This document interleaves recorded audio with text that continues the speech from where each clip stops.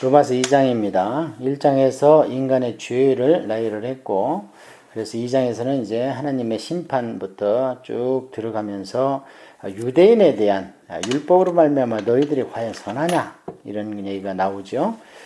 그러므로 남을 판단하는 사람아, 누구를 막론하고 내가 핑계하지 못할 것은 남을 판단하는 것으로 네가 너를 정죄함이 판단하는 네가 같은 일을 행함이니라. 이거 참 우리 성도들이 쉽게 지을 수 있는 죄인데요.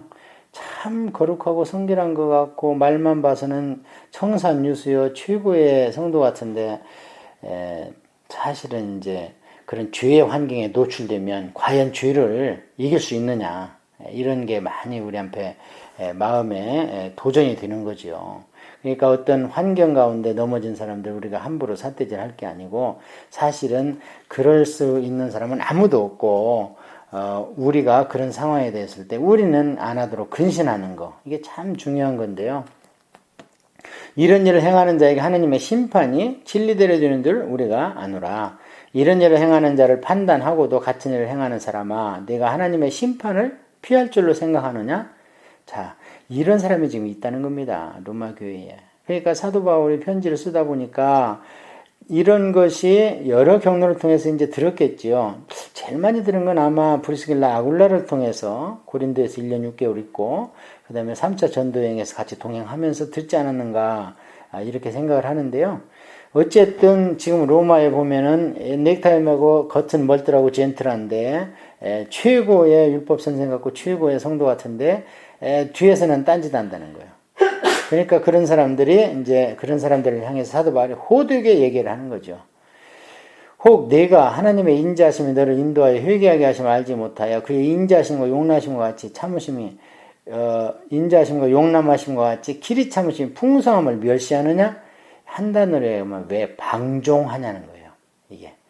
그러니까 하나님을 멸시하고 무시하고 하는 거죠. 방종이죠. 하나님께서 예수님의 십자가 때문에 회개하기를 기다리면서 오래 참으시는 거예요. 왜냐면 예수님의 십자가가 엄청난 대가를 지불했기 때문에 한 사람이라도 더 구원받기 위해서 하나님이 참는데 그걸 모르고 나는 장로고 나는 목사고 나는 집사하는데 이걸 조금 잘못을 행하면 하나님이 봐주시는구나 하면서 방종하고 하나님의 그 인자하시고 오래 참으심을 멸시한다는 거예요.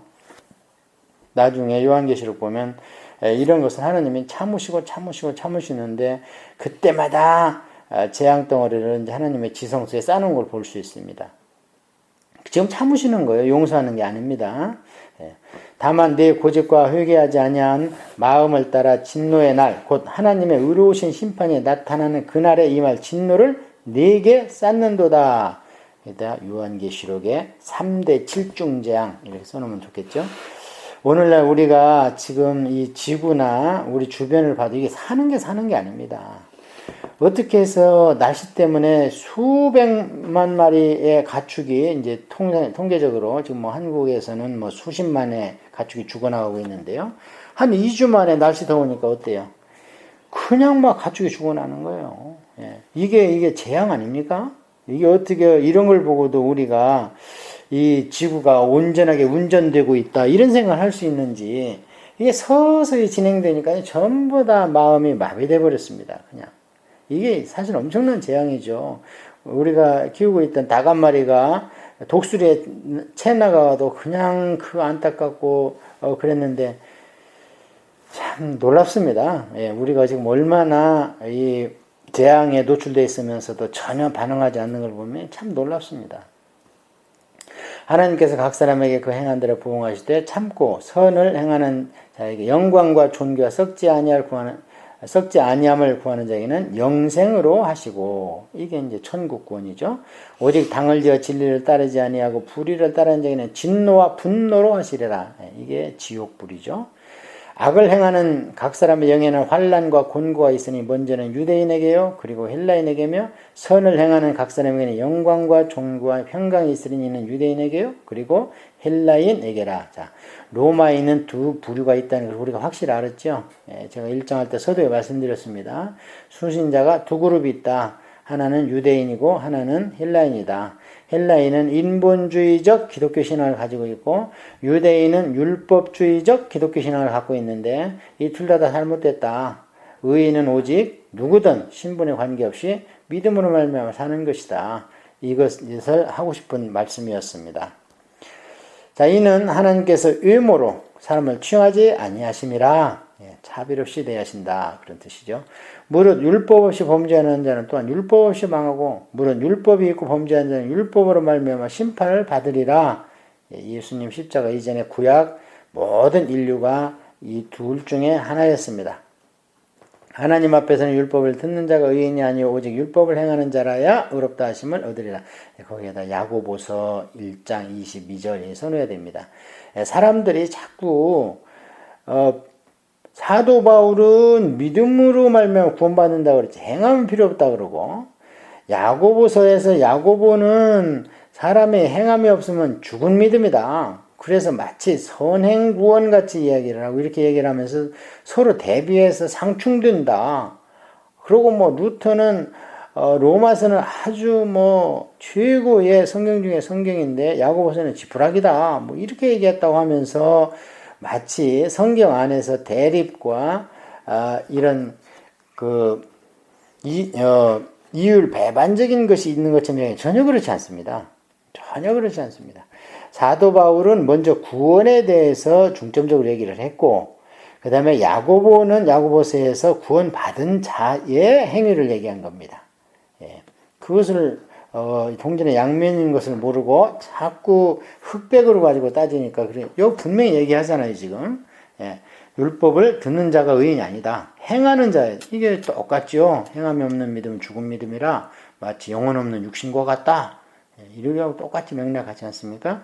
그래서 사도 바울은 구원을 얘기하고 믿음의 초보 첫 단계를 얘기한 것이고 야고보서에서 야고보는 믿는 자의 행위 믿음 후의 삶을 얘기한 겁니다. 율법 없는 이방인이 본성으로 율법의 일을 행할 때에는 이 사람은 율법이 없어도 자기가 자기에게 율법이 되나니 이들은 그 양심이 증거가 되어 그 생각들이 서로 혹은 고발하며 혹은 변명하며 그 마음에 새긴 율법의 행위를 나타내느니라. 그래서 이제 이것은 이제 양심 증거인데요. 이 양심 증거는 우리가 참 책을요 1000만 권을 써도 그걸 우리가 정의할 수 없습니다. 왜냐하면 그 양심이 각 사람에게도 양심이 우리가 많이 배운다든지 나이가 들어가면서 양심이 더 범위가 넓어질 뿐만 아니라 더 센시티브해집니다. 양심이. 그런가 하면 수십억의 사람들이 있는데 그 양심들이 얼마나 많습니까?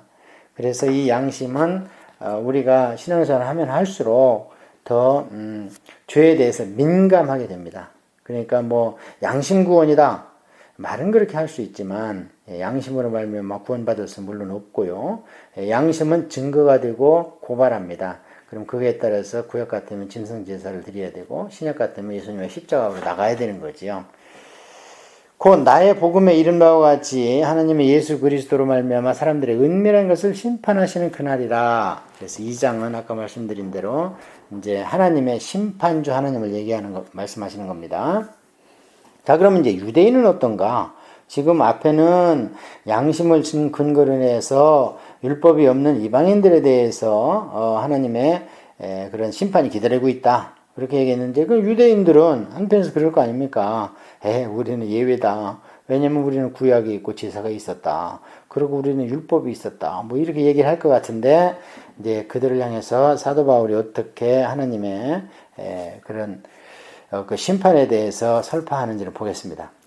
유대인이라고 불리는 내가 율법을 의지하여 하나님을 자랑하며 율법의 교훈을 받아 하나님의 뜻을 알고 지극히 선한 것을 분간하며 맹인의 길을 인도하는 자의 어둠에 있는 자의 빛이요 불법에 있는 지식과 진리의 모본을 가진 자로서 어리석은 자의 교사의 어린이가 선생이라고 스스로하고 믿으니 이 당시에 교회 안에 있던 유대교 크리스찬들 지금으로 얘기하면 주이식, 메시아닉 주이시들 메시아닉 주이시가 영어로 하면은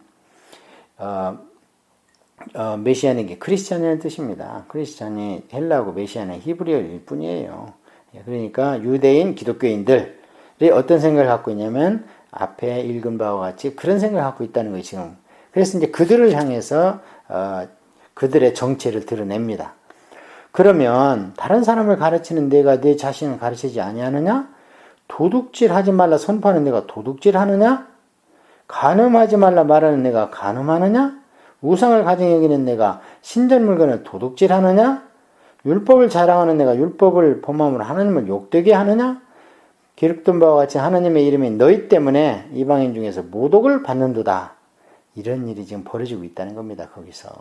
그런 얘기를 들었습니다. 지금. 그래서 오히려 그 나중에 믿은 이방인들로부터 손가락질을 받는 거예요. 네가 율법을 행하면 할례가 유익하나마 만일 율법을 범하면 네 할례는 무할례가 되느니라. 그래서 할례파 기독교인이 아직도 남아있죠, 거기에. 예.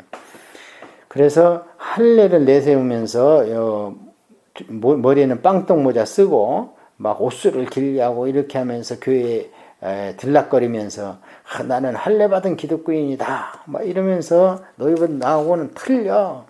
이제 빌립보서 같은 데 보면요 그런 것 때문에 애를 닫습니다. 그래가지고 하나 좀 되라. 특히 에베소서 같은 데면 이방인과 유대인 좀 하나 좀 되라. 죄인과 하나님을 예수님은 화목시킨 것처럼 예수님은 이방인과 유대인도 화목시키러 왔다. 이렇게 막 강조하는 걸 볼 수 있습니다. 자, 그래서 만약에 율법을 지키지 못한다면 할례가 아무 소용이 없다. 그리고 할례를 안 했어도 율법을 지키는 자가 오히려 율법대로 사는 자가 율법을 지키는 것이다. 참 딱 맞는 얘기 아닙니까? 그런즉 무할례자가 율법의 규례를 지키면 그 무할례를 할례와 같이 여길 것이 아니냐. 또한 본래 무할례자가 율법을 온전히 지키면 율법 조문과 할례를 가지고 율법을 범하는 너를 정죄하지 아니하겠느냐. 무릇 표면적 유대인이 아니요 표면적 육신의 할례가 아니니라. 오직 이면적, 내적이라는 소리예요. 내적 안으로. 이면적 유대인이 유대인이며 할례는 마음에 할지니 영에 있고 율법 조문에 있지 아니한 것이라. 그 칭찬이 사람에서가 아니요 다만 하나님에게서니라. 예. 할례는 마음에 해야 된다. 그래서 거기다 신명기 10장 16절, 신명기 30장 6절 여기 나옵니다. 이미 모세 때 이미 이해하게 나왔습니다. 할례는 마음에 해라. 예? 그리고 마음에 했다는 할례 표시로 육신의 표표를 비는 거야. 그래서 뭐가 선행되는지를 알아야지. 예, 그러니까 그 구약의 최고의 선생이신 사도 바울께서 그 신명기 10장의 말씀을 가지고 그대로 그래서 할례는 마음에 하고 영에다 하는 것이지 율법 조문 이게 막 써 있는 그런 토라나 뭐 이런 데 있는 게 아니고 그리고 지킨다는 것도 사람에게 칭찬받기 위해서 지키는 게 아니고 다만 숨어 계시는 하나님이 칭찬해. 진짜 그건 칭찬이다. 왜냐하면 하나님 믿는 사람들이니까. 자, 이러면서 2장에서는요. 무슨 얘기냐면 이방인들의 받은 심판과 그 다음에 유대인도 예외는 아니다. 이렇게 2장이 끝났는데요. 이제 이렇게 이야기하고 나니까 사도 바울이 마음이 짠해요. 왜냐하면 유대인의 천년의 역사 동안에 얼마나 하나님한테 못되게 훈련을 받았습니까? 그래서 3장에서는 유대인을 다소 구약의 어떤 하나님의 그런 몫을 했는가 이런 게서 위로적인 그런 부분이 나오겠죠. 3장에 당연히.